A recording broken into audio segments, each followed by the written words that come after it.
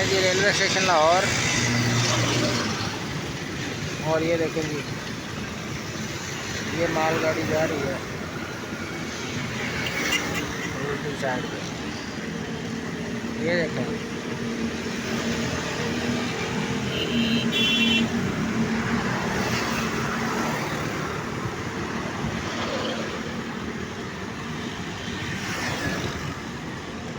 ये tunnel views हैं आपको। और हम आपको एक और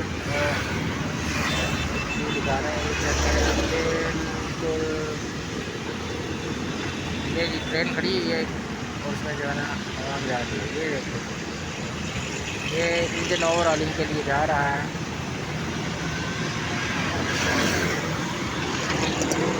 Pakistan railway PR Pakistan railway. Engine number है जी गार्ड नंबर 9027।